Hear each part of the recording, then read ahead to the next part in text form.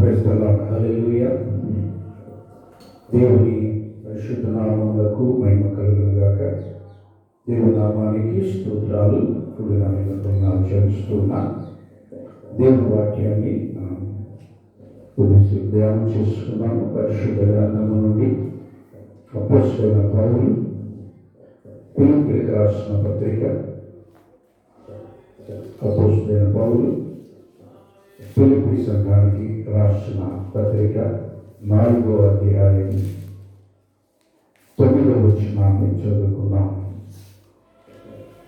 మరియు మీరు నా వలన ఏమి నేర్చుకుని అంగీకరించితిరో, నా యందున్నట్టుగా ఏమి వింటిరో, ఏమి చూచితిరో అట్టి వాటిని చేయుడి. అప్పుడు సమాధానకర్తయైన దేవుడు మీకు తోడైయుండును. చిన్న ప్రార్థన చేద్దాం. మీరు కలిగిందండి. స్తోత్రాలు. ఈ ఉదయకాలము మీరు మాతో మాట్లాడటం మీరు ఇష్టపడినందుకై నేను స్తుతిస్తున్నా. ప్రభువా, ఈ లేఖన భాగాన్ని మీరు దీవించండి. పరిశుద్ధాత్మ దేవా, మీ నోటి ఊరగా నన్ను వాడుకుని చేరి వచ్చిన బిడ్డలను శబ్దాంతరము ద్వారా వింటున్న బిడ్డలందరినీ మీరు దర్శించండి.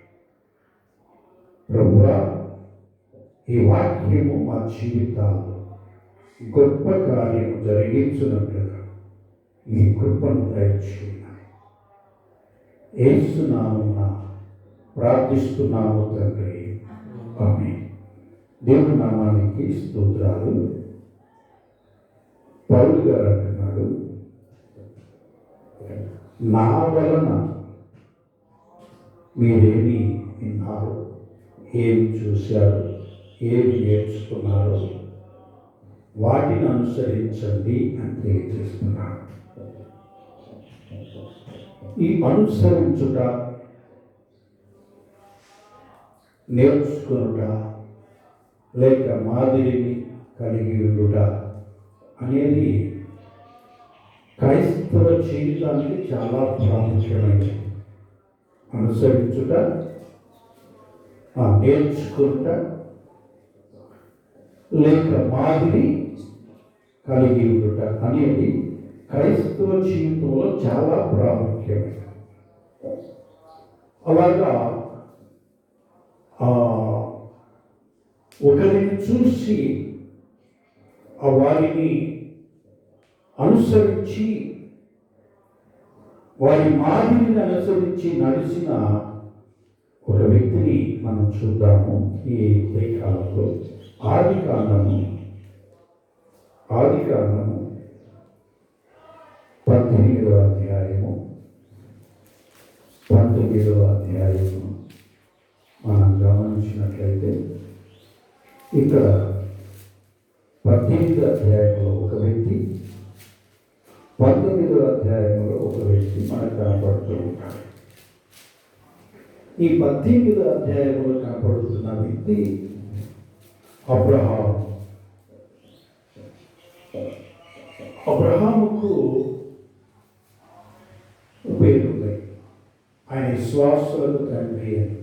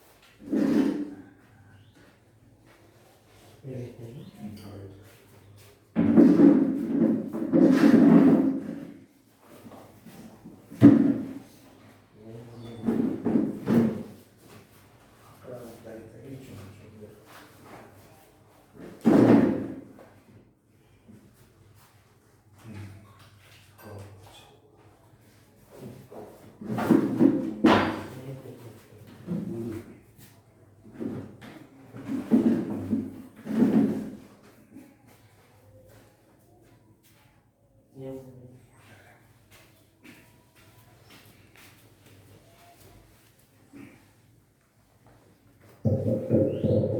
The Lord. హల్లెలూయా.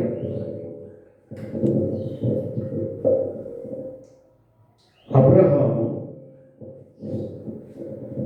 విశ్వాసములకు మూల పురుషుడుగా, విశ్వాసులకు తండ్రిగా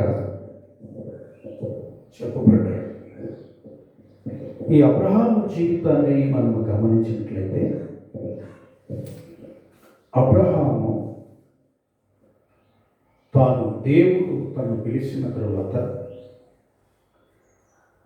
ఆ పిలుపును అందుకొని ఆ పిలుపుకు లోబడి దేవుని సన్నిధిలో జీవించినట్లుగా మనం చూస్తాం. ఆయన జీవితము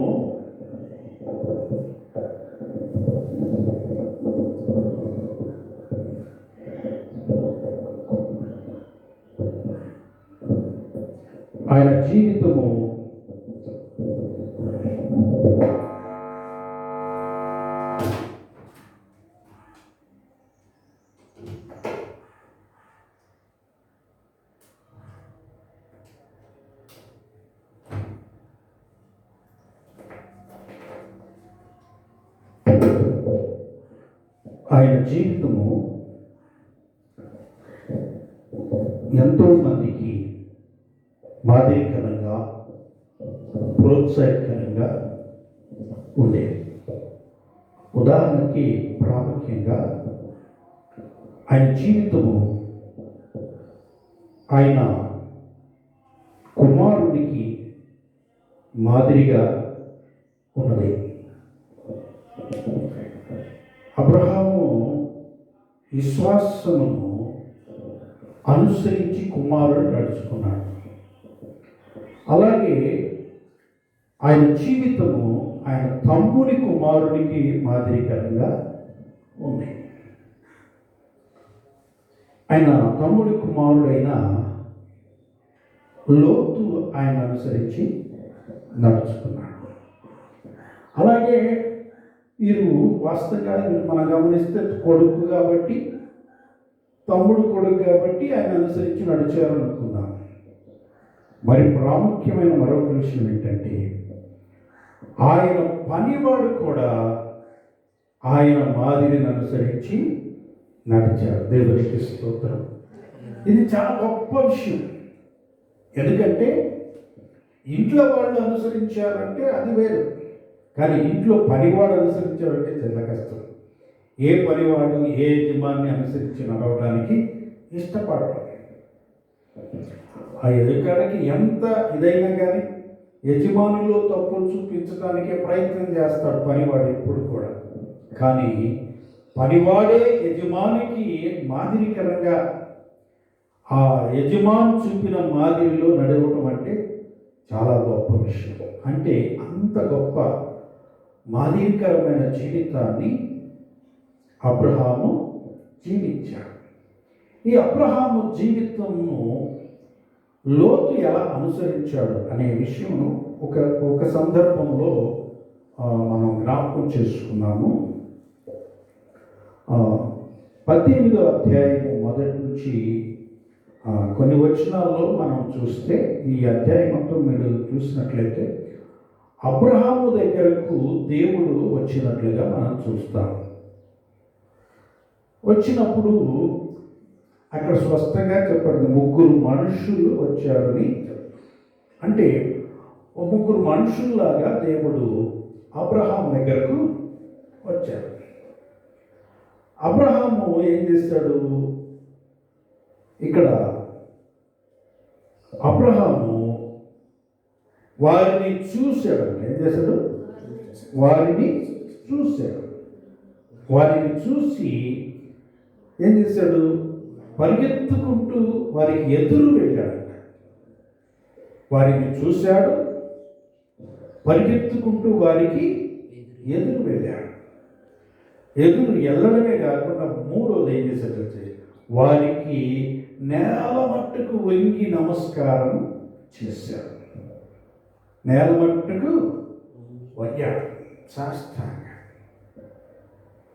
నాలుగవది, వారిని బతిమాలుకున్నాడు, నన్ను దాటి వెళ్ళొద్దు, మా ఇంటికి వచ్చి నేనిత్య ఆతిథ్యాన్ని తీసుకోండి అని వారిని బతిమాలుకున్నాడు.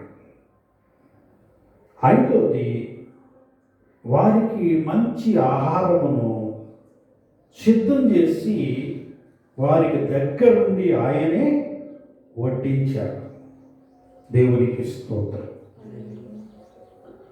ఆరవది, దేవుని సన్నిధిలో ఆయన ప్రార్థన చేశాడు, విజ్ఞాపన ప్రార్థన చేశాడు. ఏడవది, దేవుని ఆశీర్వాదమునకు ఆయన కారకుడుగా మిగిలాడు. ఇదే ఆ విషయాలు మనము 19వ అధ్యాయంలో లోతులో కూడా మనం చూస్తాం. లోతు కూడా ఏం చేశాడట, దేవుడు లోతు దగ్గరకు వచ్చినప్పుడు ఆయన ఏం చేశాడట, ఆయన కూడా చూశాడు. ఆయన కూడా చూశాడు. చూసి ఏం చేశాడు, ఆయన కూడా వారికి ఎదురు వెళ్ళాడు. ఆయన కూడా వెళ్ళి ఆయన కూడా వారికి ఏం చేశాడు, సాష్టాంగ నమస్కారం చేశాడు. ఆయనను కూడా వారిని మీరు నా ఇంటికి రండి, నేను ఇచ్చే ఆతిథ్యాన్ని స్వీకరించండి అని చెప్పి ఈ రాత్రి నా ఇంట బస చేయండి అని వారిని బతిమాలుకున్నాడట. అలాగే వారికి మంచి ఆహారం, రొట్టెలు కాల్చి వారికి ఆహారము పెట్టాడు. అలాగే దేవుని ఆశీర్వాదాన్ని పొందుకున్నాడు. కానీ చివరి విషయంలోకి వచ్చేటప్పటికి దేవుని చిత్తానికి లోపడకుండా నడిచాడు. లోతు జీవితంలో లోతు కుటుంబము పాడైపోవడానికి ముఖ్య కారణం, తన పెద్ద తండ్రిని అనుసరించాడు, ఆ విశ్వాసాన్ని అనుసరించాడు, ఆ విశ్వాసంలో జీవించాడు, ఆ ఆతిథ్యం ఇవ్వడం నేర్చుకున్నాడు, ఆ ప్రార్థించడం నేర్చుకున్నాడు, నీతిగా నడవడం నేర్చుకున్నాడు, మంచిగా జీవించడం నేర్చుకున్నాడు, అన్నీ నేర్చుకున్నాడు. కానీ ఒక్కటి మాత్రము వదిలేశాడు. ఒకటి వదిలేశాడు. ఏంటది? దేవుని చిత్తానికి లోబడటం. దేవుని చిత్తానికి లోబడటం. అబ్రహామును దేవుడు పిలిచినప్పుడు, అబ్రహాము తను వాగ్దాన దేశమునకు బయలుదేరినప్పుడు లోతు కూడా తన భార్య పిల్లలను తీసుకొని ఆయన కూడా బయలుదేరాడు. అబ్రహాంతో పాటు బయలుదేరి వచ్చారు. కానీ మధ్యలో వారి పనివారికి గొడవ రావడంతో వారిద్దరూ విడిపోయారు. కానీ విడిపోయిన అబ్రహాము లోతును మర్చిపోలేదు. దేవునికి స్తోత్రం. లోతు మర్చిపోయాడేమో తెలియదు, కానీ అబ్రహాం మాత్రము లోతును మర్చిపోలేదు. సొదొమ గొమొర్ర ప్రాంతంలో అబ్రహాము లోతు నివాసము చేస్తూ ఉన్నాడు. ఆ ప్రాంతము చాలా భయంకరమైన ప్రాంతం, చాలా భయంకరమైన ప్రాంతం. చూడండి, వారు మనం చూసినట్లయితే వారు చాలా భయంకరమైన స్థితిలో జీవించినట్లుగా 18వ అధ్యాయము 22వ వచనం చూడండి. ఆ మనుషులు అక్కడ నుండి తిరిగి సొదొమ వైపు వెళ్ళి అబ్రహాము ఇంకా యెహోవా సన్నిధిని నిలిచి ఉండెను. అప్పుడు అబ్రహాము సమీపించి ఇట్లనెను, దుష్టులతో కూడా నీతిమంతులను నాశనము చేయుదువా? ఆ పట్టణమునకు ఒకవేళ 50 మంది నీతిమంతులు ఉండిన యెడల దాని నీతిమంతుల నిమిత్తము ఆ స్థలమును నాశనము చేయక కాయవా అని అడిగాడు. అంటే ఆ పట్టణం ఎంత భయంకరంగా ఉందంటే వారు భయంకరమైన పాపములో ఉన్నారు. ఆ పాపములో ఉన్నప్పుడు దేవుడు అంట అబ్రహాముతో చెప్పాడు ఏమని, నేను సొదొమ గొమొరకు వెళుతున్నాను. ఎందుకు వెళ్తున్నాను అంటే దాన్ని నాశనము చేయబోతున్నాను. ఎందుకంటే దాని పాపము భయంకరంగా ఉన్నది, దాని మొర నా సన్నిధికి చేరింది, కనుక నేను వెళ్ళి ఆ దేశమును నాశనము చేయబోతున్నానని చెప్పినప్పుడు అబ్రహాము దేవుని సన్నిధిలో లోతును జ్ఞాపకం చేసుకొని దేవుని సన్నిధిలో ప్రార్థించడం ప్రారంభించాడు. ఏమని, 50 మంది ఉంటారయ్యా, ఆ పట్టణాన్ని కాపాడుతావా? కాపాడుతా. 45 మంది ఉంటారయ్యా, కాపాడుతావా? కాపాడుతా. 40 మంది ఉంటారయ్యా, కాపాడుతావా? కాపాడుతా. 30 మంది ఉంటారయ్యా, కాపాడుతావా? కాపాడుతా. 20 మంది ఉంటారయ్యా, కాపాడుతావా? కాపాడుతా. 10 మంది ఉంటారయ్యా, ఆ 10 మందిని బట్టి కాపాడుతావా? 10 మందిని బట్టి అయినా నేను కాపాడుతా. దేవునికి స్తోత్రం. ఆ పట్టణంలో గొప్ప జనం ఉన్నారు, అయినా ప్రభు అంటున్నాడు ఆ పట్టణంలో 10 మంది నీతిమంతులుంటే 10 మంది నీతిమంతులను బట్టి నేను ఆ పట్టణమును కాపాడుతా. నిన్ను బట్టి నీ పట్టణం, నీ గ్రామం కాపాడబడినట్లుగా నీ జీవితం ఉండాలి. హల్లెలూయా. ఆ పట్టణంలో లోతు ఒక్కడే నీతిమంతుడిగా ఉన్నాడంట.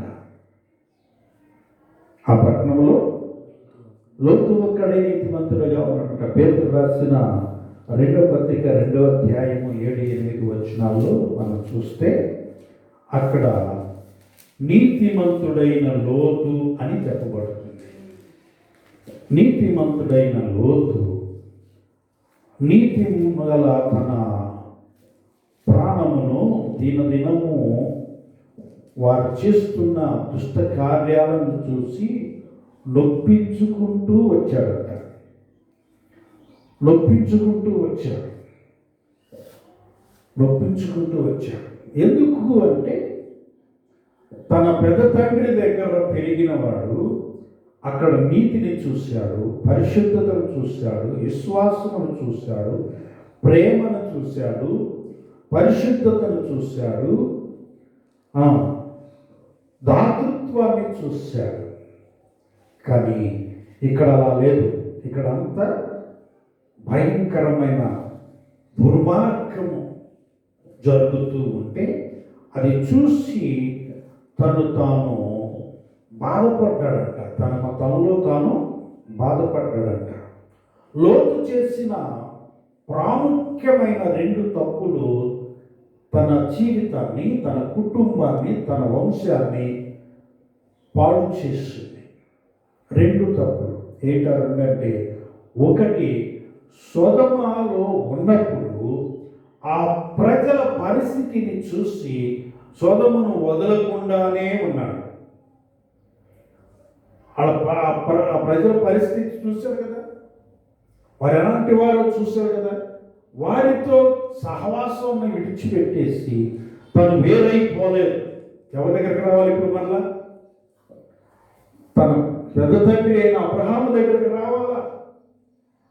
వచ్చి, తండ్రి నేను తప్పు చేశాను, ఆ ప్రజల దగ్గరికి వెళ్ళాను, వాళ్ళు సామాన్యమైన ప్రజలు కాదు, నేను వారి యొద్ద ఉండలేను, వారిలో ఇవ్వడలేను, నీతో ఉంటాను, ఏమైనా సరే నీతో ఉంటానని చెప్పి వచ్చి ఉండాలి. కానీ ఆ ప్రాంతాన్ని విడిచిపెట్టడానికి ఇష్టపడలేదు. ఎందుకంటే ఆ ప్రాంతం అంట సస్యశ్యామలమైన ప్రాంతం అంట, మంచి సంపాదన కలిగిన ప్రాంతము. బాగా సంపాదించాడు అక్కడ, బాగా సంపాదించాడు.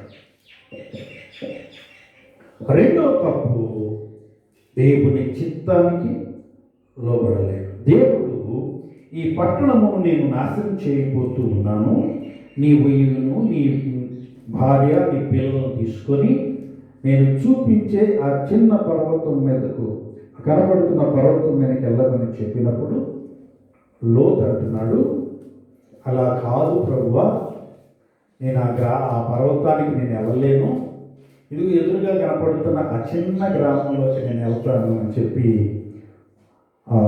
లోతు ప్రభుతో మాట్లాడతాడు. అంటే దేవుని చిత్తానికి లోబడాలి. దేవుని చిత్తానికి లోబడకుండా దేవునికే సలహా చెప్తున్నాడు, అట్లా కాదయ్యా నేను ఎట్లా పోతాను అని. అలా కాదు ప్రభువా, నేను ఎలా వెళ్తాను. దేవుడు ఎల్లమన్న ప్రాంతానికి వెళితే నీ క్షేమము, దేవుడు చెయ్యమన్న పనిని చేస్తే నీ క్షేమము, దేవుడు ఉండమన్న చోట ఉంటే నీకు క్షేమము. ఏలియాతో చెప్తున్నాడు దేవుడు, నేను వెళ్ళి ఆ యొక్క పదవి వృక్షము కింద కూర్చో అన్నాడు. ఏలియా ఏం మాట్లాడాల? అసలే కరువు వచ్చింది, నన్ను వెళ్ళి ఊరు బయట ఏడో చెట్టు కింద కూర్చోమంటాడు వాళ్ళ దగ్గర, అక్కడ కూర్చుంటే నాకు ఆహారం ఎట్లాగా, నేను ఎలా బ్రతకాలి అని ఆలోచించలేదు. దేవుడు చెప్పిన మాట ప్రకారంగా వెళ్ళి ఆ చెట్టు కింద కూర్చున్నాడు. దేవుడు ఏం చేశాడంట? కాకులకు ఆజ్ఞాపించాడంట. కాకులతో చెప్పాడంట, నీ వెళ్ళి ప్రతిరోజు నా సేవకునికి నువ్వే ఆహారం తీసుకెళ్ళివ్వాలి. ఎలాంటి ఆహారమో తెలుసా? ఎలాంటి ఆహారమో తెలుసా? ఏదో దొరికింది అని చెప్పి పనికి మళ్ళీ అని తీసుకెళ్ళివ్వడానికి ఇల్లేదు. ఏం చేయాలా?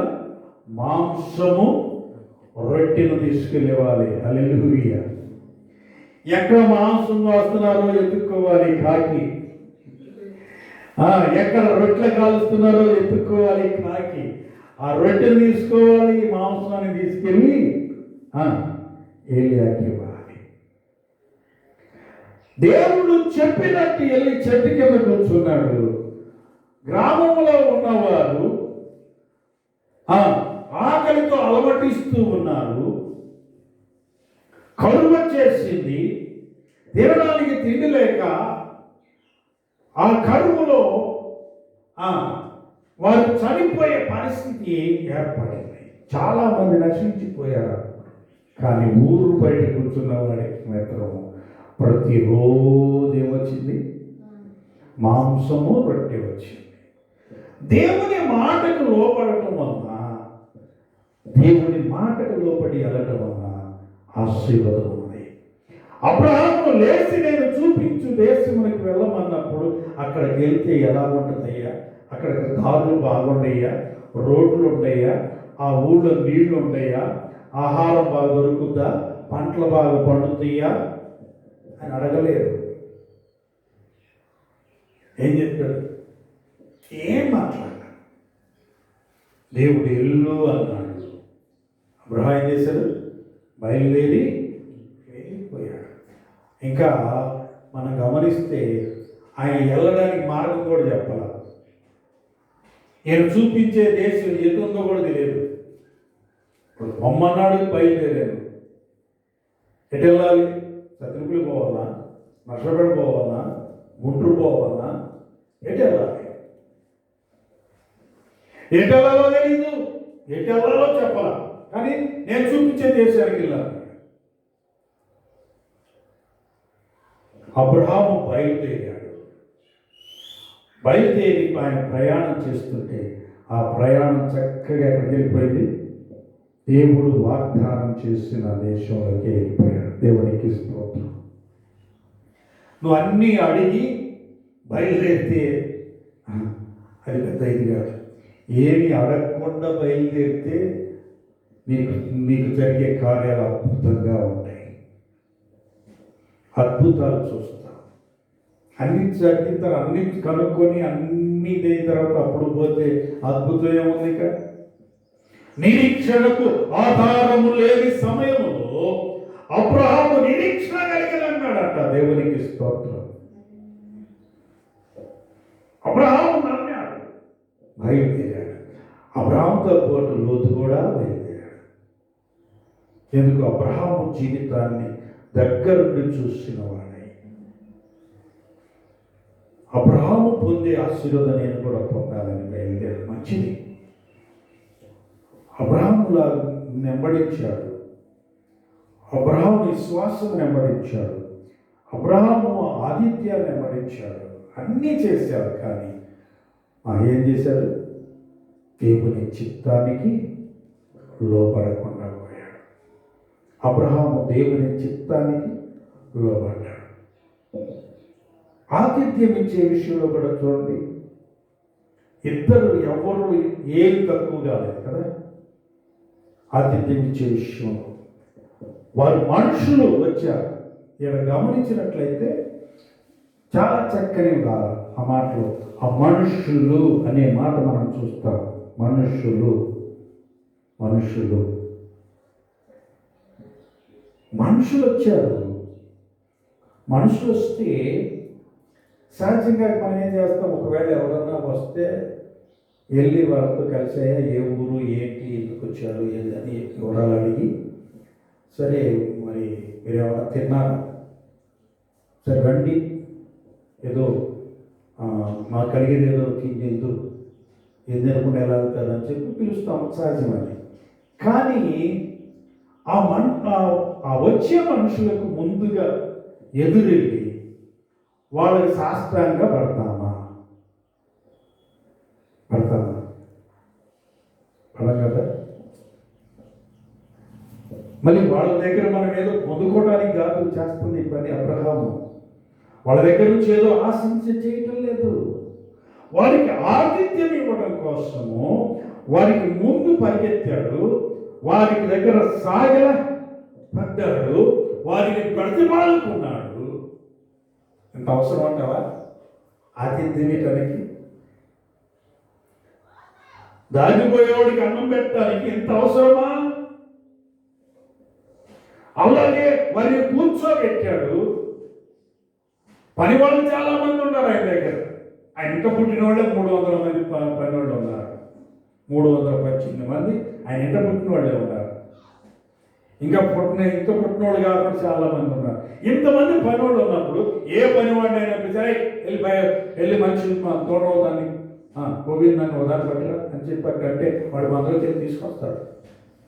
శుభ్రం చేసి పెట్టేసేరా, వంటానికి ఇవ్వమని ఇచ్చేస్తాడు. ఆ పని వాళ్ళలో చాలామంది దాసులు ఉన్నారు. వంట చేసి రోజు డైలీ వాళ్ళకి వంట చేసి పెట్టేవాళ్ళు ఉన్నారు. ఆ వంట చేసేవాళ్ళు కలిసి అమ్మాయి ఇదిగో పిండి చేసి రొట్టెలు కాల్చేసేయి అని చెప్పి చేస్తారు, సిద్ధం చేస్తారు. కానీ అబ్రహాము చేసిన పని ఏంటో తెలుసా? పని వాళ్ళకి ఎవ్వరికి చెప్పలేదు. తానే స్వయంగా మందలోకి వెళ్ళాడు. ఎట్లా వెళ్ళాడంట? పరిగెత్తుకుంటూ వెళ్ళాడంట. ఆయన వయసు ఎంతో తెలుసా? 99 సంవత్సరాలు.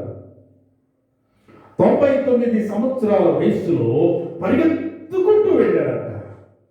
వెళ్ళి ఒక లేగదూడను పట్టుకొని తీసుకొచ్చి దాన్ని శుభ్రం చేసి సిద్ధపరిచి, పని వాళ్ళ చేత సిద్ధపరిచి తీసుకెళ్ళి భార్యకి ఇచ్చాడు. అప్పటికి ఏమేం చేస్తుంది? పిండి పిసికి రొట్టెలు కావడం మొదలుపెట్టింది. ఆమె వయసు ఎంత? 95 సంవత్సరాలు. 95 సంవత్సరాల ఆమెకి 3 మానికల పిండి, మెత్తటి సన్నటి పిండి పిసికి రొట్టెలు కావాలన్నాడు. 3 మానికల పిండిని పిసికి ఆమె రొట్టెలు కాలుస్తూ ఉంది. ఈయన రెడీ చేసి తీసుకెళ్ళి ఇచ్చాడు. రొట్టెలు కాల్చి ఈ మాంసం వండి సిద్ధం చేసి ఇస్తే వడ్డించడానికి ఏ పని వాడిని పిలవాల, లైక్ తీసుకొచ్చి వాళ్ళ ముందు పెట్టుకోండి, మీకు కావాల్సిన వరకు పెట్టుకొని తినండి అలా. ఏం చేశాడంట?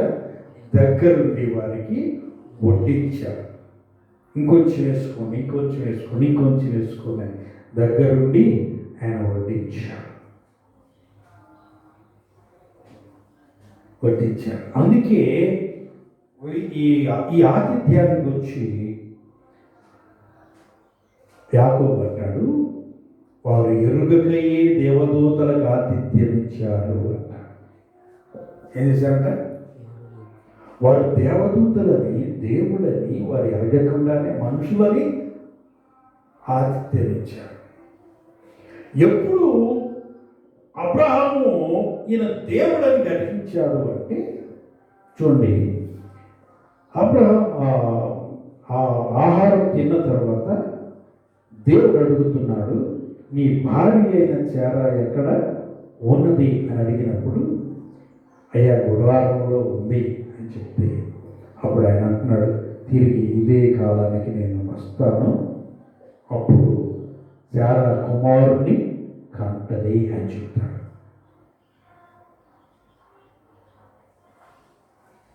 అప్పుడు గ్రహించాడు ఎవరు? అబ్రహాం దేవుడని. అప్పుడు గ్రహించాడు. అప్పుడు చాలా నవ్వుకుందంట, ఈ వయసులో నాకు పిల్లలు పుట్టటమేంటి, ఆల్రెడీ నా గర్భం ఉడికిపోయింది కదా అని నవ్వుకుందంట. అప్పుడు అంటున్నాడు, యెహోవాకు అసాధ్యమైనది ఏదైనా కలదా అని మాట్లాడినప్పుడు అబ్రహాం దేవుణ్ణి నమ్మాడు. దేవునికి స్తోత్రం. నా ఇంట వచ్చింది దేవుడు అని తెలుసుకున్నాడు. అందుకే ఇప్పుడు సొదొమను గురించి ఆయన విజ్ఞాపన చేయటం ప్రారంభించాడు. సొదొమ గొమొర్రా గురించి విజ్ఞాపన చేశాడు. అలాగే లోతు కూడా మనం గమనించినట్లయితే, లోతు దగ్గరకు వచ్చినప్పుడు కూడా ఆ మనుషులు అనే మాటనే మనము చూస్తాం. లోతు కూడా ఏం చేశాడు? మనుషులే, కానీ ఏం చేశాడు? వాళ్ళకి ఆయన కూడా సాగిలపడ్డాడు. బతిమాలుకొని ఇంటికి తీసుకుని వచ్చాడు. అబ్రహాము దగ్గరకు వచ్చినప్పుడు ఎండవేళ అంటాను, బాగా 3 గంటల టైంలో ఎండవేళ అబ్రహాం దగ్గరకు వచ్చాడు. కానీ లోతు దగ్గరకు పొద్దుగూకే టైంలో వచ్చాడు. అందుకని అంటాడు, ఈ రాత్రి నా ఇంట గడపండి, తెల్లారి మరలా మీరు వెలుగురు మీ మార్గం అంటే. వాడు కాదు, మేము బజార్లోనే ఉంటామంటే, అట్లా కాదయ్యా, బజార్లో ఉండకూడదు, ఇక్కడ ప్రజలు మంచోళ్ళు కాదు, కనుక ఈ రాత్రి నా ఇంట్లో ఉండాలి అని బతిమాలకు తీసుకొని వెళ్ళాడు. ఇంటికి తీసుకెళ్ళి మంచి ఆతిథ్యం ఇచ్చాడు. ఆతిథ్యం ఇవ్వడం వల్ల జరిగిన అబ్రహాముకు కలిగిన ఆశీర్వాదం ఏంటంటే, అబ్రహాముకు పిల్లలు లేరు. అప్పుడు ఈ ఆతిథ్యం ద్వారా అబ్రహాము జీవితంలో ఉన్న కొదువ తీర్చబడి ఇస్సాకును దేవుడు అనుగ్రహించాడు. దేవునికి స్తోత్రం. అలాగే లోతు ఆతిథ్యం ఇవ్వడం వల్ల సొదొమ గొమొర్రాలతో పాటు నశించిపోకుండా వారు తప్పించబడ్డారు. కాబట్టి ఆతిథ్యం ఇవ్వడం అనేది గొప్ప ఆశీర్వాదకరమైంది. అందుకే ప్రభు కూడా ఏమంటాడంటే, పుచ్చుకొనుట కంటే ఇచ్చుట ధన్యత అంటాడు. ఇచ్చుట ధన్యత. ఇవ్వడంలో ఉన్న ఆశీర్వాదము, ఇవ్వటంలో ఉన్న ఆనందము, ఇవ్వటంలో ఉన్న సంతృప్తి పుచ్చుకునే దానిలో ఉన్నది. ఇవ్వాలి, దేవుని దేవునికి ఇవ్వాలి, మనుషులకి ఇవ్వాలి. ఎందుకు ఇవ్వాలయ్యా? నేను కష్టపడి సంపాదించుకొని వాళ్ళకి ఎందుకు పెట్టాలి, దేవునికి ఎందుకు ఇవ్వాలి నేను అనుకుంటే, ఎందుకు ఇవ్వాలి అంటే, దేవుడు మనకు సృష్టికర్త అయి ఉన్నాడు, ఆయన మనకు తండ్రి అయి ఉన్నాడు. కనుక తండ్రిని ఘనపరచడం అనేది మన బాధ్యత. చూడండి, తండ్రి తన ఇంట్లో కావాల్సినవన్నీ తెస్తాడు, కాయలు తెస్తాడు. ఆ కాయ తెచ్చి, అలాగే ఆ స్వీట్ తెచ్చి కుమారుడి చేతికి ఇస్తాడు. ఇచ్చినప్పుడు వాడు చక్కగా తింటూ ఉంటాడు. ఎవరు చేయి చాపినా పెట్టడం తింటూ ఉంటాడు. ఆ సమయంలో తండ్రి కూడా చేయి చాపుతాడు. ఎందుకు? వాడు పెట్టేది తిని బతకాలనే. వాడు పెట్టింది తింటే ఇంకేమైనా బలం వచ్చుద్దా? కాదు కదా. ఎందుకు చేయి చాపుతాడో తెలుసా? నా కుమారుడు నేనంటే ఎంత ప్రేమ కలిగి ఉన్నాడు, నా కుమారుడు నాకు ఎంత విధేయత కలిగి ఉన్నాడు, నా కుమారుడు నాకు ఎంత లోబడి ఉన్నాడు అని తెలుసుకోవడానికి చేయి చాపుతాడు. ఆ చేయి చాపినప్పుడు వాడు పెట్టనన్నాడు అనుకోవడం, వీడు ఇప్పుడే ఎట్లా అంటున్నాడు, ఇక ముందేం పెడతాడు అని. కానీ వాడు తింటూ తింటూ ఆ చిన్న పలుకు తీసి చేతిలో పెడితే ఎంత మురిచిపోతాడు కదా, ఎంత మురిచిపోతాడు. ఎంత మురిచిపోవటమే కాదండి, పెట్టింది తిరిగి మళ్ళా వాడికే పెడతాడు. దేవునికి స్తోత్రం.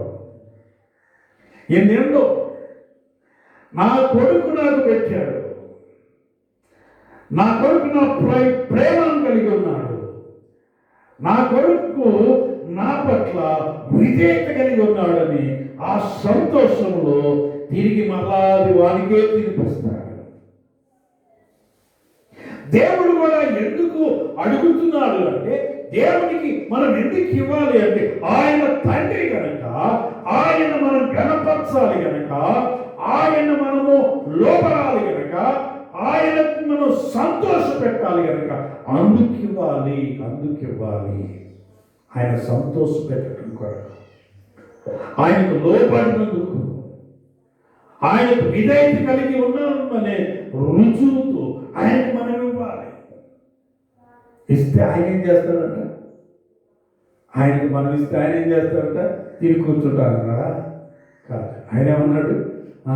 నాకు ఇచ్చి నన్ను శోధించండి, నేను ఆకాశవాక్యంలో నింపి పట్టజాలనంత విస్తారమైన దీవెన నేను మీకు ఇస్తాను. దేవునికి స్తోత్రం. ఆయన నిన్ను అడిగేది ఎందుకంటే నీకు విస్తారంగా ఇవ్వడం కోసం. నీకు ఇచ్చిన దానిలో నువ్వు నమ్మకంగా ఉండి, నీకు ఇచ్చిన దానిలో నువ్వు నమ్మకంగా దేవునికి ఇవ్వడం ద్వారా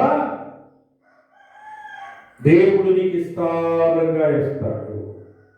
ఆయన ఎందుకు అడుగుతున్నాడు అంటే, ఎందుకు ఇవ్వమంటున్నాడంటే, నువ్వు కొంచెంలో నమ్మకంగా ఉండి నమ్మకంగా ఇస్తే నిన్ను విస్తారంగా దీవించాలనేది దేవుని యొక్క సంకల్పం, దేవుని ఉద్దేశం.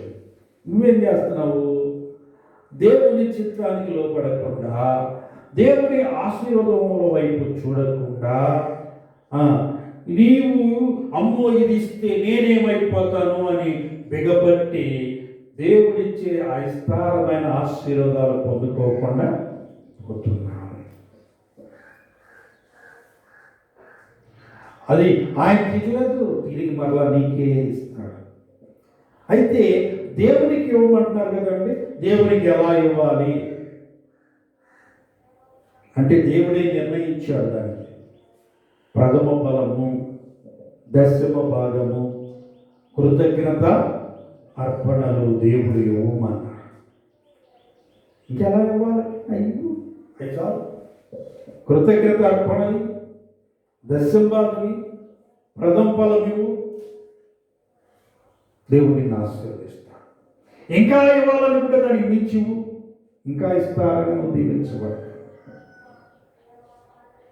అయితే ఇది ఎవరికి ఇవ్వాలి?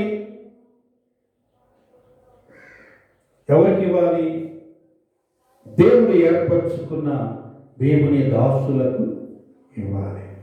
ఎందుకు ఇవ్వాలి అంటే ప్రభు చెప్తాడు, మిమ్మును చేర్చుకున్నవాడు నన్ను చేర్చుకున్నట్లే, మీకు ఇచ్చేవాడు నాకు ఇచ్చినట్లే. మిమ్మల్ని చేర్చుకొని మీకు గిన్నెల సన్నీళ్ళు ఇస్తే వారి ఫలము పోగొట్టుకోడు. ప్రవక్తని చేర్చుకున్నవాడు ప్రవక్త ఫలము పొందును. కాబట్టి ఎవరికి ఇవ్వాలి?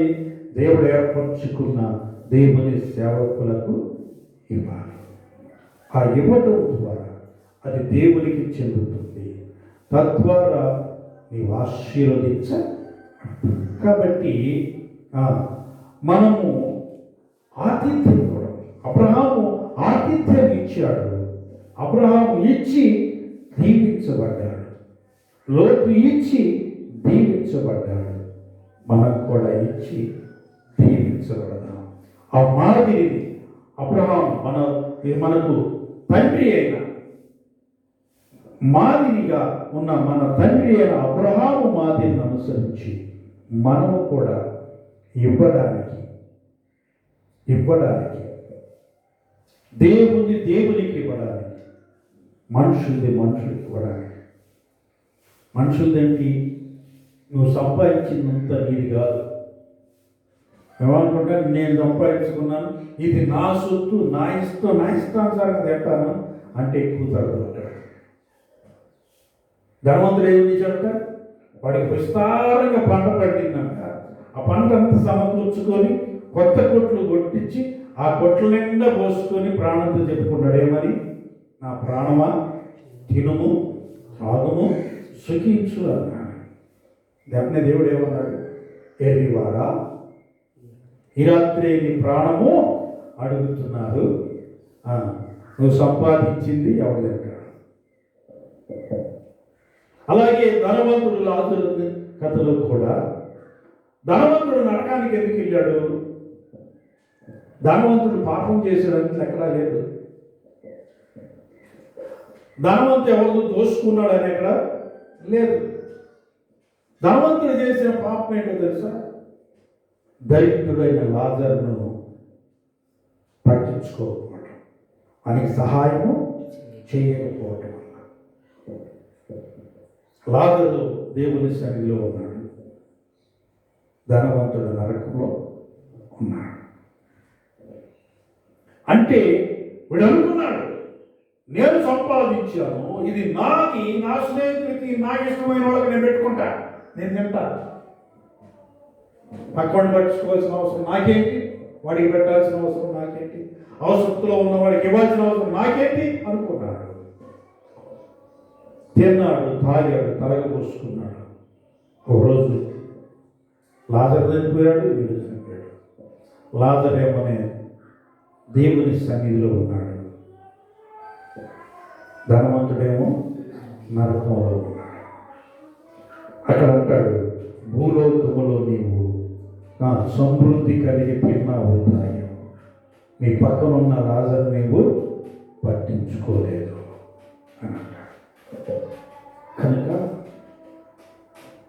నువ్వు సంపాదించినంత నీదనుకోవద్దు. నువ్వు సంపాదించిన దానిలో కొంత నీ పక్కవాడిది అని గుర్తించాలి, అవసరతలో ఉన్నవాడిది అని గుర్తించాలి.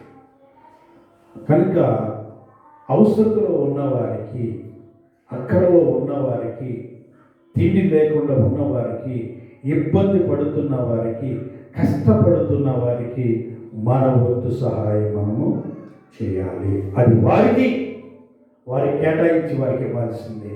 ఈ రోజున వరదల్లో ఎంతోమంది నిరాశ్రయులైపోయి కట్టు బట్టలతో బయటకు వచ్చిన వాళ్ళు ఉన్నారు. వాళ్ళే లేకలేరండి, వాళ్ళకి అన్నీ ఉన్నాయి, నీకున్నట్టే నీకన్నా ఎక్కువ ఉన్నాయి. అపార్ట్మెంట్లో ఉన్నవాడు నీకన్నా ఎక్కువ ఉన్నాయి, ఫ్రిడ్జ్లు ఉన్నాయి, కూలర్లు ఉన్నాయి, బీరువాలు ఉన్నాయి, వాషింగ్ మిషన్లు ఉన్నాయి, ఏసీలు ఉన్నాయి, అన్నీ ఉన్నాయి. కానీ లోతులాగా వారు కూడా ఇప్పుడు కట్టుబట్టలతో బయటకు వచ్చారు. సమస్తమును కోల్పోయి అన్నీ పోయింది, కార్లు, బళ్ళు మొత్తం పోయి కట్టుబట్టలతో నిలబడ్డారు. వారికి మన చేతనైన సహాయం వారికి చేయాలి. అందుకే దేవుడు మనకిచ్చాడు. అది ఎంతైనా కానీ నేను 10 ఇచ్చాను అనుకోండి, నా 10 ఎంత అనుకుంటే 10 మంది కలిసి 10 పదులు ఇస్తే ఏమవుతుంది? 100 అవుతాయి. ఒకరికి తినడానికి తిండి అవుతుంది. దేవుడికి స్తోత్రం. ఒక కుటుంబానికి ఆ రోజు తిండి వస్తుంది. కాబట్టి మనం ఎంత ఇస్తున్నాం అనేది కాదు, మనకు ఉన్న దానిలో వారికి ఇవ్వాల్సిన మనం వేస్తున్నామా లేదనేది కావాలి. కనుక అవసరతలో ఉన్నవారికి, ఇబ్బందుల్లో ఉన్నవారికి, కష్టాల్లో ఉన్నవారికి, మన ఇంటి ముందుకు వచ్చి దేహి అన్న వారికి ఇవ్వకపోయినట్లయితే అది శాపమై మనల్ని నరకానికి తీసుకెళ్తుంది. కాబట్టి మనం ఇచ్చి దేవుని ఆశీర్వాదాలు పొందాం. అబ్రహాము మాదిరి లోతు అనుసరించాడు, ఆశీర్వదించబడ్డాడు, ప్రాణాలతో బయటపడ్డాడు.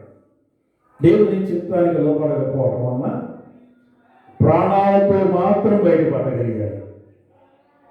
అదే దేవుని చిత్తానికి లోబడి ఉంటే ప్రాణాలే కాదు, ఆస్తిని కూడా తెచ్చుకునేవాడు, దేవుడు ఇచ్చేవాడు.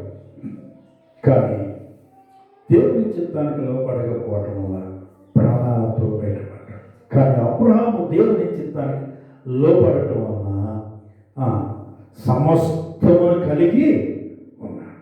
కాబట్టి ఈ ఉదయకాలంలో మనం ఎలా ఉన్నాం? మన మాదిరి ఏంటి? మనం ఎవరికి మాదిరిగా ఉన్నాం? ఎవరి మాదిరిని మనం అనుసరిస్తూ ఉన్నాం? ఎలాంటి జీవితం మనం జీవిస్తూ ఉన్నాం? ఒకసారి మనం పరీక్షించుకుందాం. ప్రార్థన చేద్దాం. పరిశుద్ధుడా, ప్రేమ కలిగిన తండ్రి, స్తోత్రాలు. ఈ ఉదయకాలము ఈ ఆరాధనలో మీరు మాతో మాట్లాడిన ప్రతి మాటను బట్టి నేను స్తుతిస్తున్నాను. పౌలు గారు అంటున్నాడు, నా ద్వారా వినిన సంగతులు, చూసిన వాటిని, విన్న వాటిని మీరు అనుసరించండి అని చెప్పారు. అవును ప్రభా, మేము అనుసరించే వారంగా, మాదిరికరంగా మేము జీవించాలి. ఆయన అబ్రహాము మాదిరికి లోతు అనుసరించాడు. ప్రాణాపాయం నుండి, ఆ సొదొమ గొమొర్రా నాశనం నుండి తప్పించబడ్డాడు. అబ్రహాము తన కుమారులకు, తన తమ్ముని కుమారునికి, తన పనివారికి మాదిరికరమైన జీవితాన్ని జీవించాడు. ప్రభా, దీవించబడ్డాడు. తన లోటులు భర్తీ చేసుకున్నాడు. ఈ రోజున ప్రభా, మా అందరికీ ఆయన తండ్రి అయి ఉన్నాడు. అందును బట్టి నిన్ను స్తుతిస్తూ ఉన్నాను. మేము కూడా ప్రభా, మాకున్నది కేవలం మాదే అనుకోక, నీకు ఇచ్చేది నీకు ఇచ్చి, అవసరతలో ఉన్నవారికి అవసరతలో ఇచ్చి, మేము నిన్ను గణపరిచేవారంగా, నిన్ను మహిమపరిచేవారంగా, నీ బిడ్డలంగా మేము మా ప్రభువా జీవించడానికి నీ కృప దయచేయమని యేసు నామమున ప్రార్థిస్తున్నాము.